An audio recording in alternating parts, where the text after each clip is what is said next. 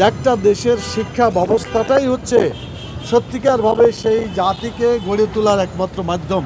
এই জন্য বলা হয় শিক্ষাই জাতির মেরুদণ্ড। কিন্তু শিক্ষা যদি জাতির মেরুদণ্ড হয় তাহলে ওই শিক্ষার মেরুদণ্ড হবে শিক্ষকেরা।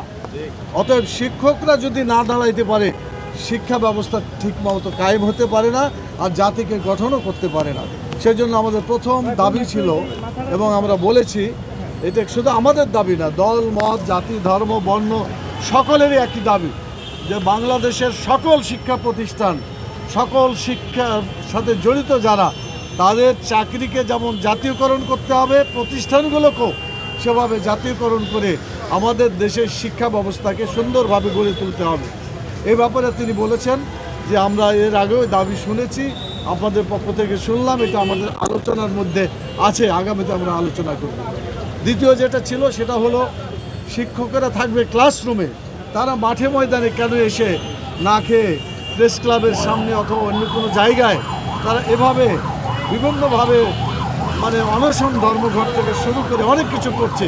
এটা যাতে করতে না হয়, তাদের সাথে সম্মানজনকভাবে যাতে আলোচনা করে বিষয়গুলোকে ঠিক করা হয়। আমরা নন এমপিও শিক্ষকদের এমপিও যাতে দেওয়া হয় সেজন্য আমরা দাবি করেছি।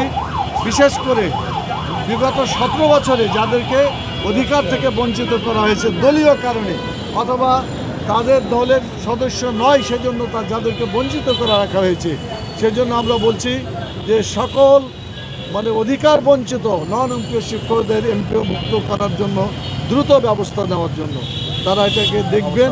এবং অবসর ভাতা বিভিন্ন কারণেই যে সমস্ত শিক্ষক অবসরে গিয়েছেন, সাথে সাথে পাওয়া উচিত ছিল। আশা করে পরিবার ছেলেমেয়েরা আশা করে অবসরে গেলেই যাতে টাকাটা পেয়ে যায়। প্রায় 50,000 এরকম শিক্ষক আছেন যারা অবসরে গিয়েছেন, এবং স্বতন্ত্র ইবতেদায়ী মাদ্রাসা, সেখানেও যাতে তাদেরকে একই মানে এমপিওভুক্ত করতে পারে এবং তাদের অধিকারগুলো পূরণ করতে পারে, সেজন্য আমরা দাবি করেছি। এবং তারা যে আশ্বস্ত করেছেন যে ইনশাআল্লাহ এগুলো দেখা হবে এবং সত্যিকারভাবে যাতে এমপিওভুক্ত করা যায় সেটা আমরা চেষ্টা করে দেখব। আর সিলেবাসের ব্যাপারে একটা আমরা কথা বলেছি, সিলেবাস যদি ভালো হয়, কারিকুলাম যদি ভালো হয়, তাহলে সেটাই হবে সত্যিকারভাবে একটা জাতির জন্য প্রকৃত মাইল ফলক।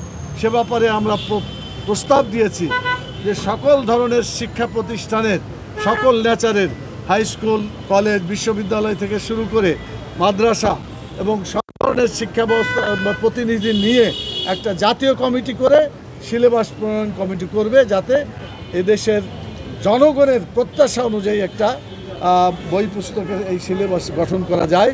আমরা এই কথাগুলো বলেছি, তারা মন দিয়ে শুনেছেন এবং আগামীতে দেখবেন বলেছেন। আমরা আশাবাদী আমাদের এই কথার মাধ্যমে গোটা দেশ এবং জাতির প্রতিফলন হবে এবং আগামী দিনে বাংলাদেশ একটা সুন্দর রাষ্ট্রে পরিণত হবে এবং শিক্ষা ব্যবস্থা ইসলামীকরণের মাধ্যমে যাতে এদেশে ঈমান আকীদার অনুযায়ী শিক্ষা ব্যবস্থা গড়ে ওঠে, সৎ এবং আলোকিত মানুষ তৈরি করার যে শিক্ষা ব্যবস্থা, এই ব্যবস্থা প্রণয়নের জন্য আমরা বলেছি। ওনারা দেখবেন বলে কথা দিয়েছেন। আমরা আশাবাদী ইনশাআল্লাহ এগুলোর ব্যাপারে সুবিবেচনা করা হবে। আপনাদের সবাইকে অসংখ্য ধন্যবাদ।